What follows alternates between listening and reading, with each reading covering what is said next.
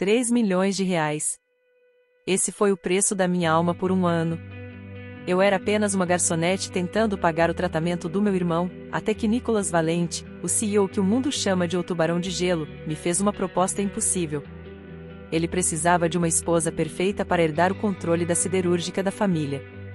Eu precisava do dinheiro. O acordo era simples, sem toque, sem sentimentos, apenas um contrato. Mas o que Nicholas não me contou é que a família dele é um ninho de escorpiões, e que a última mulher que usou esse anel de noivado, desapareceu sem deixar rastros. Agora, eu estou presa em uma mansão cheia de câmeras, dormindo com o inimigo e descobrindo que, por trás daquele terno de $1000, Nicholas esconde um monstro que pode me destruir ou me salvar. Você aceitaria casar com um estranho perigoso por 3 milhões? Inscreva-se agora se você ama histórias onde o perigo e o desejo caminham juntos. E comente aqui embaixo, #eu aceitaria ou #nem por 1 bilhão. O comentário com mais curtidas vai ganhar um destaque no próximo vídeo. O ar-condicionado do andar 44 da Torre Valente estava programado para uma temperatura gélida, condizente com o homem que ocupava a cadeira de couro atrás da mesa de carvalho negro. Helena apertava as alças de sua bolsa barata, sentindo-se um peixe fora d'água naquele templo de vidro e aço. Diante dela, Nicholas Valente não parecia um homem, mas uma escultura de mármore impecável. Seus olhos cinzentos escanearam Helena com uma frieza que a fez arrepiar. Sente-se, Helena, a voz de Nicholas era um barítono profundo, sem qualquer traço de emoção. Eu pesquisei sua vida.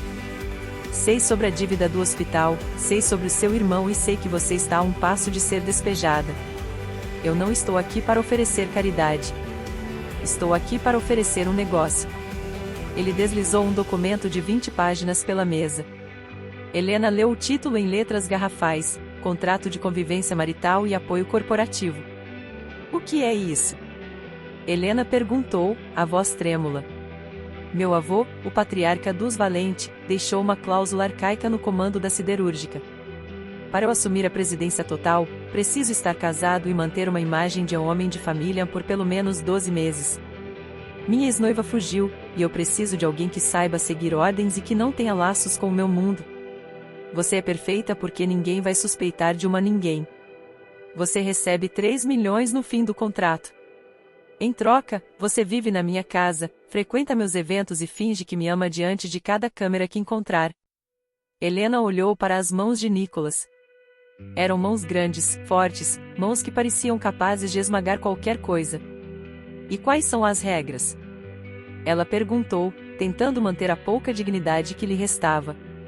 Nicholas se inclinou para a frente, o cheiro de perfume amadeirado e tabaco caro invadindo o espaço dela. Regra número 1. Você nunca entra no meu escritório ou no meu quarto sem ser convidada. Regra número 2. Você nunca fala sobre o seu passado para minha família.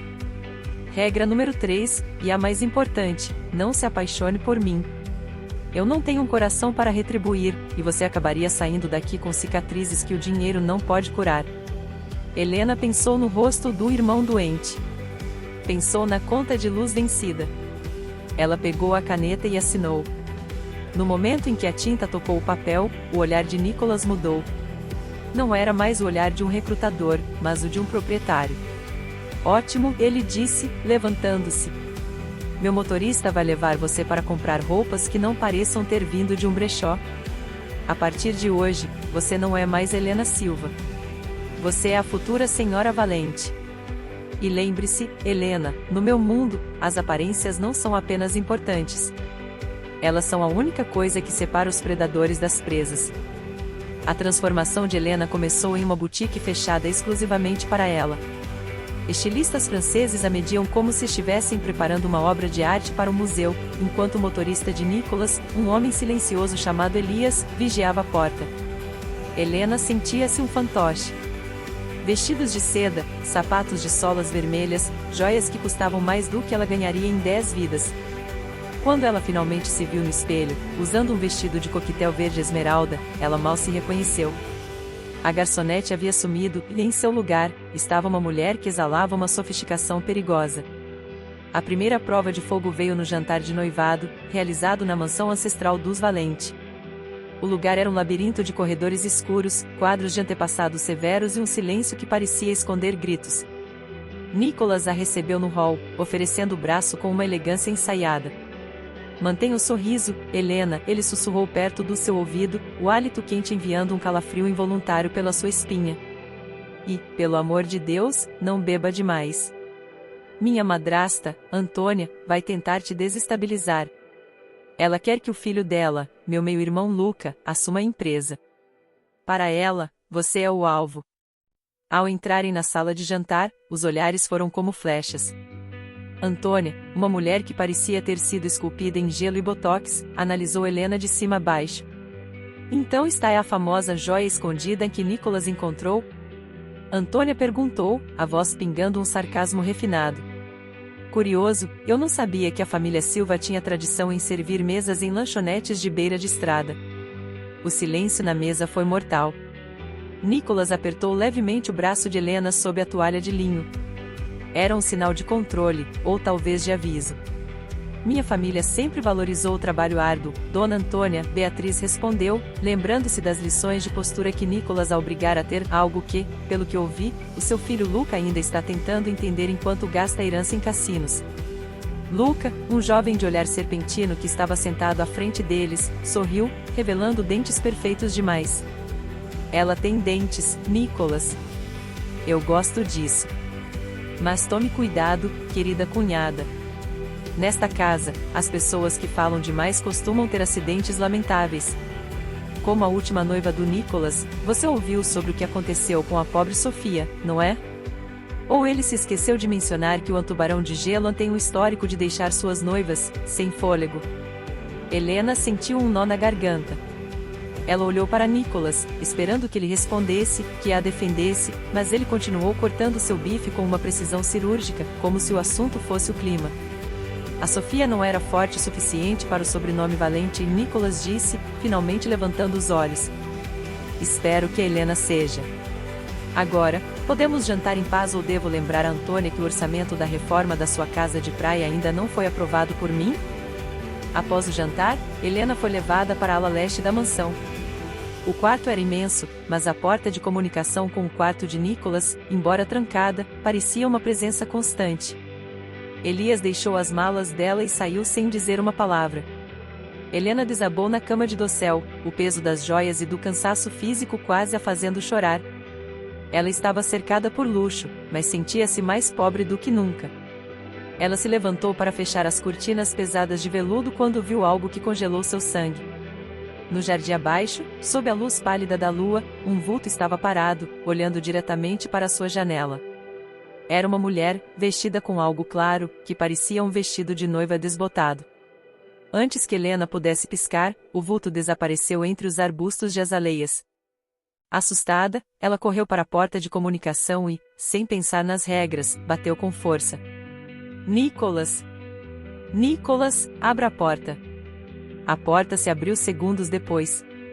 Nicholas estava sem camisa, apenas com uma calça de pijama de seda.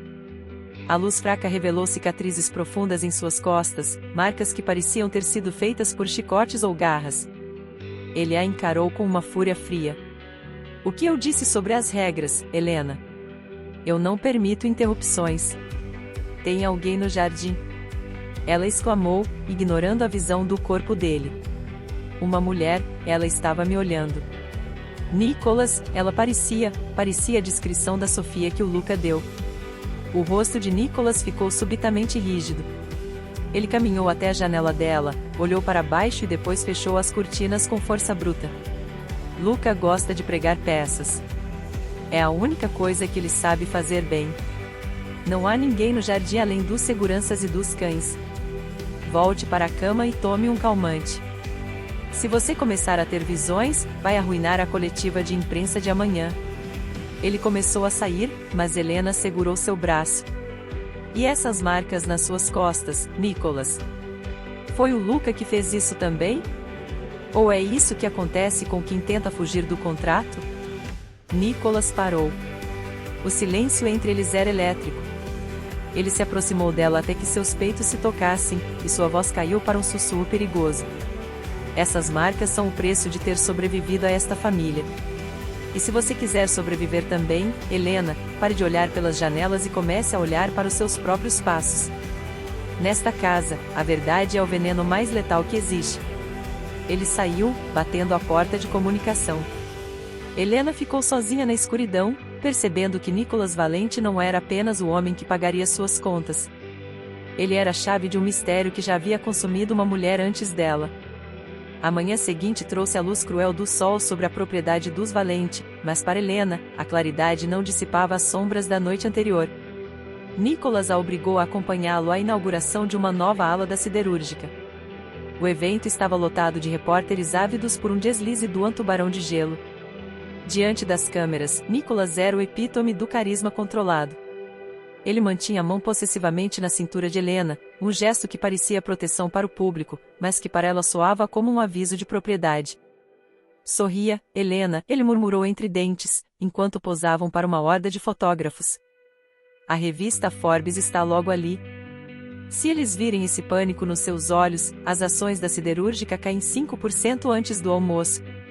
Talvez o pânico seja porque eu sinto que estou sendo vigiada por um fantasma, Nicolas, ela respondeu, forçando um sorriso radiante enquanto acenava. De repente, um repórter mais ousado gritou, Senhor Valente, há boatos de que este noivado é apenas uma manobra corporativa para a sucessão do seu avô. Poderia nos provar que o amor é real? O silêncio que se seguiu foi cortante. Helena sentiu o corpo de Nicolas enrijecer. Sem aviso, ele a puxou pela nuca, seus dedos se enroscando nos cabelos dela com uma força que beirava a urgência. O beijo foi avassalador. Para as câmeras, era a imagem da paixão arrebatadora, para Helena, foi um choque elétrico.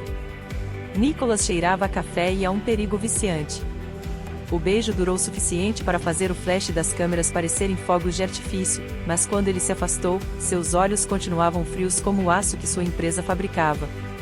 Ao retornar para a mansão, exausta e confusa com os próprios batimentos cardíacos, Helena decidiu que não seria uma peça passiva naquele tabuleiro. Aproveitando que Nicolas estava em uma reunião, ela começou a vasculhar a ala leste. No fundo de um armário embutido, escondido sob o forro de veludo de uma gaveta de sapatos, ela encontrou algo, um pequeno caderno de capa de couro azul. Era o diário de Sofia, a noiva desaparecida. As páginas estavam preenchidas com uma caligrafia frenética. Ele não é quem eles pensam. Nicolas não é o perigo é o que vive nas paredes desta casa. Antônia sabe. Ela troca os meus remédios. Eu sinto meu coração acelerar toda vez que bebo o vinho do jantar. Nicolas tenta me proteger, mas ele não pode lutar contra o próprio sangue. Helena sentiu um calafrio. Sofia não estava fugindo de Nicolas, ela estava sendo caçada pela família dele. E agora, Helena estava bebendo do mesmo copo. O jantar daquela noite foi servido sob o olhar vigilante de Dona Antônia. A mesa estava posta com uma opulência que parecia esconder a podridão por baixo. Luca estava sentado à direita de Helena, observando-a com uma intensidade perturbadora, como se estivesse esperando por um sinal de fraqueza. Você parece pálida, Helena, Antônia comentou, servindo ela mesma uma concha de sopa de aspargos para Nora. Deve ser a pressão de se tornar uma valente. Tome, esta sopa é uma receita de família, excelente para acalmar os nervos.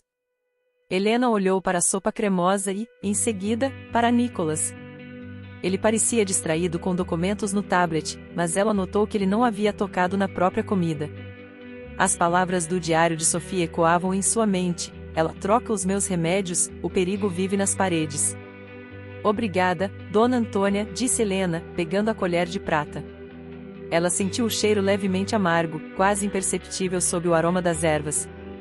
Mas, na verdade, eu adoraria provar a sua, Nicolas. Você sempre diz que a sua parte é sempre a melhor. Antes que Nicolas pudesse reagir, Helena trocou os pratos rapidamente. O rosto de Antônia transfigurou-se. O botox parecia esticar-se em uma máscara de horror contido. Luca parou de sorrir. O silêncio na mesa tornou-se ensurdecedor. Nicolas olhou para o prato de sopa que Helena lhe entregará e depois para a madrasta. Ele levou uma colherada à boca, mantendo o olhar fixo em Antônia. O tempo pareceu parar. Após alguns segundos, ele engoliu e limpou os lábios com um guardanapo de linho. Está um pouco salgada, Antônia, Nicolas disse, sua voz saindo como um trovão baixo. Acho que a cozinha precisa de uma inspeção rigorosa. Helena, venha comigo. Agora. Ele a arrastou pelo braço até o escritório no andar de cima e trancou a porta. Sua respiração estava pesada. O que você acha que está fazendo? Ele rugiu, mas sua mão estava tremendo levemente. Salvando a minha vida. Eu li o diário da Sofia, Nicholas. Eu sei que ela estava sendo envenenada. Eu sei que você sabe. Por que você está deixando isso acontecer? Helena gritou, as lágrimas de frustração finalmente caindo. Nicholas desabotoou o colarinho, parecendo sufocar. Porque nesta casa, a prova é a única coisa que me mantém vivo. Se eu os acusar sem evidências irrefutáveis, o conselho da empresa me interna como louco, assim como fizeram com o meu pai. Sofia não fugiu, Helena, eu a tirei daqui na calada da noite e a escondi em uma clínica na Suíça porque ela já estava delirando com as toxinas que Antônia colocava na comida dela. Helena recuou, chocada. Então você está me usando como isca? Nicholas caminhou até ela, encurralando-a contra a porta. Seus olhos cinzentos estavam injetados. Eu estou usando você para pegar o rastro do dinheiro que Antônia usa para comprar esses compostos químicos. Mas eu não vou deixar você morrer. No momento em que trocou os pratos, você provou para eles que é inteligente demais. Isso te torna 10 vezes mais perigosa para eles, e muito mais preciosa para mim. Ele se inclinou, sua testa encostando na dela. A partir de amanhã, você só come o que eu preparar. Você só bebe o que eu abrir. Estamos em guerra, Helena. E agora, você não é apenas minha esposa de contrato. Você é minha única aliada. Amanhã na Mansão Valente começou com um anúncio que abalou as estruturas da sociedade. Para blindar Helena contra os ataques diretos de Antônia, Nicholas jogou sua cartada mais ousada durante um café da manhã estratégico com os colunistas sociais mais influentes do país. Entre um gole de café e um sorriso meticulosamente treinado, ele pousou a mão sobre a de Helena e soltou a bomba: minha esposa e eu estamos esperando o primeiro herdeiro da 4ª geração dos Valente. O legado está seguro. O choque no rosto de Antônia foi quase cômico se não fosse mortal. Helena sentiu o estômago dar um solavanco, ela não estava grávida, mas entendeu a manobra de Nicholas. Com um suposto herdeiro no ventre, Antônia não ousaria tocá-la fisicamente sem atrair os holofotes da polícia para si. O herdeiro de vidro era o escudo de Helena, mas também sua maior mentira.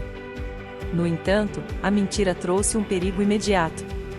Naquela tarde, enquanto Nicholas estava em uma conferência em Genebra por vídeo, um envelope de papel pardo foi entregue pessoalmente a Helena.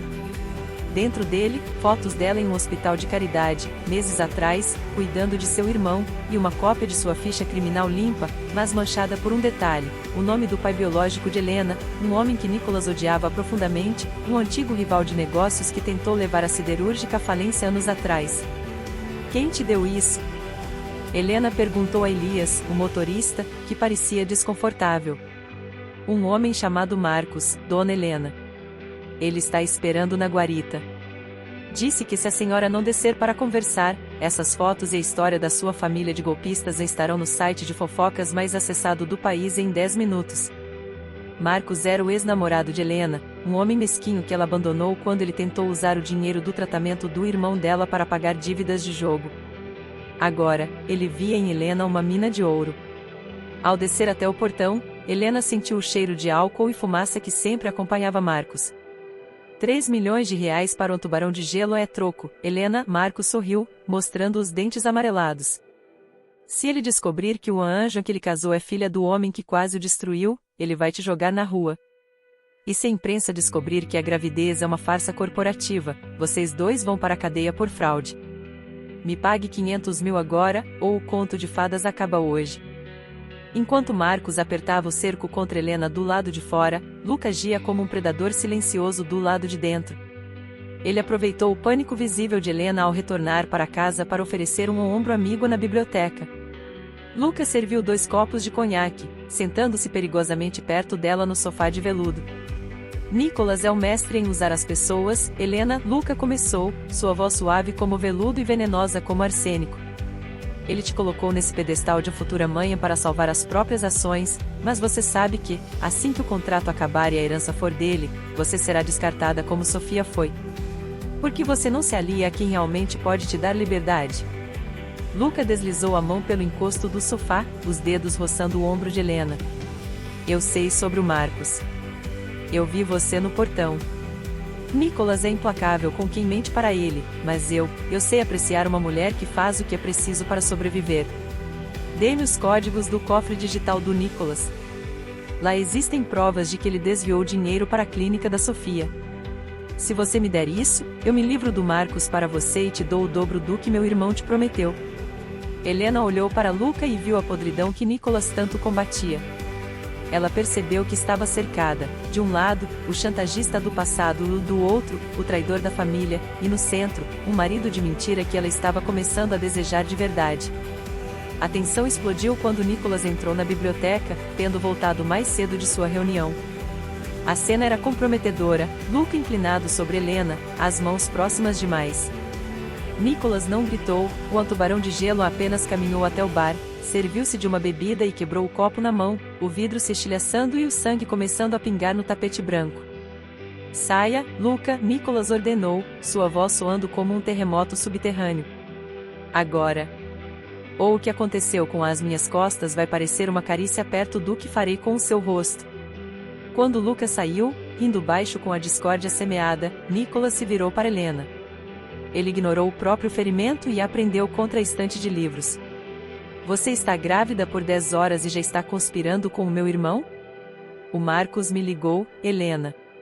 Ele achou que eu pagaria mais por sua cabeça do que você pagaria pelo silêncio dele. Ele me contou tudo sobre o seu pai. Helena sentiu o mundo girar. Nicholas, eu ia te contar, eu não sabia que meu pai era seu rival até o Marcos aparecer. Mentiras. Nicholas rugiu, socando a madeira ao lado da cabeça dela. Eu te tirei da lama, eu te dei o meu nome. E você traz o sangue do meu inimigo para dentro da minha cama? Eu não trouxe nada, Nicholas. Ela gritou de volta, as lágrimas queimando. Eu trouxe a verdade que você tem medo de enfrentar. Você diz que não tem coração, mas está sangrando agora porque achou que eu era diferente deles. Você quer o código do cofre? Tome. Eu não quero seu dinheiro se ele vier com essa desconfiança que te consome. Ela jogou o colar de pérolas que ele lhe dera no chão. O embate não era mais sobre um contrato, era sobre a traição de um sentimento que nenhum dos dois queria admitir. No auge da briga, Nicholas a calou com um beijo que não tinha nada de fingimento, era uma mistura de ódio, posse e uma necessidade desesperada de conexão. No meio do beijo, Helena sussurrou, se você quer me destruir, Nicholas, faça agora. Porque eu prefiro a sua fúria do que a sua indiferença. O escritório de Nicholas exalava o cheiro de couro e de uma tensão insuportável. Após o beijo explosivo, o silêncio que se seguiu foi ainda mais cortante. Nicholas limpava o sangue da mão, mas os seus olhos não saíam de Helena. O teu pai tentou matar o meu avô, Helena. Ele sabotou a siderúrgica e quase mandou 2.000 famílias para a fome. Tu carregas o nome de um monstro, disse ele, a voz num sussurro gélido. Helena não recuou. E eu carrego a culpa dele nas minhas costas todos os dias, Nicholas. Eu não sou meu pai. Eu sou a mulher que trabalhou dobrado para limpar o nome dele enquanto ele apodrecia na prisão. Se queres castigar-me pelo sangue que eu herdei, força. Mas não me compares a Antônia ou ao Luca. Eles destroem por prazer. Eu construo para sobreviver. Nicholas deu um passo em direção a ela, a fúria transformando-se em algo que ele não conseguia nomear, respeito. Antes que pudesse responder, o telemóvel dele vibrou. Era um alerta de segurança máxima. Antônia e Luca tinham convocado uma reunião de emergência do Conselho da Siderúrgica para aquela mesma noite, aproveitando a instabilidade de Nicholas. Eles tinham em mãos a prova de que o pai de Helena era o rival de Nicholas e planeavam usar isso para declarar Nicholas incapaz por estar associado ao inimigo. Eles vão tentar tirar-te tudo, Nicholas, disse Helena, agarrando no braço dele. A gravidez falsa, o meu passado, eles têm todas as armas. Nicholas sorriu, mas era o sorriso de um predador que acaba de encontrar a saída da armadilha. Eles acham que têm armas, mas esqueceram-se de que eu sou o dono do arsenal. Helena, se queres provar que és diferente do teu pai, vais ter de entrar naquela sala comigo e enfrentar o teu passado diante de todos. Vais ter de admitir quem és e por que estás aqui. Estás pronta para ser a mulher mais odiada do país por 5 minutos, para poderes ser a mais poderosa pelo resto da vida? A resposta de Helena foi um aceno firme. Eles não eram mais patrão e empregada de contrato. Eram dois sobreviventes que decidiram incendiar o mundo para reconstruí-lo à sua maneira. A sala do conselho estava mergulhada numa luz amarela e pesada. Antônia estava sentada à cabeceira, com um sorriso de triunfo que nem o botox conseguia esconder. Luca estava ao lado dela, com os documentos da chantagem de Marcos sobre a mesa. Quando Nicolas e Helena entraram, o murmúrio dos acionistas foi como um enxame de abelhas. Nicolas, meu querido, começou Antônia, a voz pingando veneno. É lamentável que tenhamos de chegar a isto. Mas trazer a filha de Raul Silva para o seio desta família? É traição. Além disso, temos provas de que a suposta gravidez é uma fraude para manipular as ações. Tu não és um CEO, Nicolas. És um mentiroso desesperado. Nicolas caminhou até ao centro da sala com uma calma que aterrorizou Luca. Ele não se defendeu. Em vez disso, olhou para Helena. Helena deu um passo à frente, a sua voz ecoando com a clareza de um sino de prata. Sim, o meu pai é Raul Silva. E sim, ele tentou destruir esta empresa. Mas o que a dona Antônia não vos contou é que ela era sócia silenciosa dele na altura. Eu tenho os registros bancários das contas que ela usou para financiar a sabotagem do meu pai. Ela lançou uma pasta de documentos sobre a mesa. O meu pai foi o bode expiatório, mas a Antônia foi a arquiteta. Ela enviou-me para o Nicolas, achando que eu seria a sua espiã. Ela não contava que eu me apaixonasse pelo homem que ela tanto odeia. O salão explodiu em caos. Antônia tentou levantar-se, mas Heitor Vilar, o avô de Nicolas e o verdadeiro dono da siderúrgica, entrou na sala pela porta lateral, amparado por Elias. O velho patriarca, que todos pensavam estar senil, olhou para Antônia com um desprezo mortal. Eu estive a observar tudo, Antônia, disse o avô, a voz trêmula mas autoritária. A Sofia não fugiu porque estava louca. Ela fugiu porque tu a estavas a matar. E este contrato de casamento? Foi ideia minha. Eu queria ver se o meu neto teria coragem de se aliar ao inimigo para vencer a cobra que dormia na cama ao lado. Nicolas, tu passaste no teste. Helena, tu provaste que o caráter não se herda, constrói-se. Antônia e Luca foram retirados da sala por seguranças, não sob os flashes da imprensa, mas sob o silêncio pesado da vergonha. A guerra tinha acabado, mas o custo estava prestes a ser revelado. 3 meses depois, a Torre Valente brilhava sob o sol da tarde. A siderúrgica estava no seu pico histórico de valorização. Mas, dentro do gabinete de Nicolas, o clima era de despedida. O contrato de 1 ano tinha chegado ao fim antecipadamente por ordem do conselho. Helena estava de pé diante da janela, observando a cidade. Ela já não usava os vestidos de seda de Nicolas, e estava com o seu terno de trabalho, pronta para gerir a fundação que Heitor lhe tinha confiado. Nicolas aproximou-se, segurando um cheque de 3 milhões de reais. O teu pagamento, Helena. Conforme o contrato, disse ele, a voz rouca. Helena pegou no cheque, sem hesitar, rasgou-o em pedaços diante dele. Eu nunca fiz isto pelo dinheiro, Nicolas. Fiz pelo meu irmão no início, mas depois, fiz por nós. Eu não quero teu dinheiro. Eu quero a minha liberdade. Nicolas prendeu-a pela cintura, impedindo-a de sair. E o que vais fazer com a tua liberdade, Helena? Vais voltar para as lanchonetes? Vais fugir de mim agora que já não precisas de fingir? Eu não preciso de fingir que te amo, Nicolas. Esse foi o problema. O contrato dizia para não me apaixonar, e eu quebrei a regra número 3 logo no primeiro mês. Nicolas encostou a sua testa na dela, e pela primeira vez, o tubarão de gelo permitiu que uma lágrima caísse. Eu também quebrei todas as regras, Helena. Sofia está segura na Suíça e já recuperou a saúde. Ela enviou-me uma carta a agradecer por te ter encontrado. Ela disse que só uma mulher como tu poderia domar o monstro que eu me tornei para sobreviver nesta casa. Ele ajoelhou-se, mas desta vez não havia câmeras, não havia repórteres e não havia contrato. Ele tirou do bolso o anel de sinete da família Valente. Helena Silva, eu não te ofereço um contrato. Ofereço-te a minha vida, as minhas cicatrizes e o meu futuro.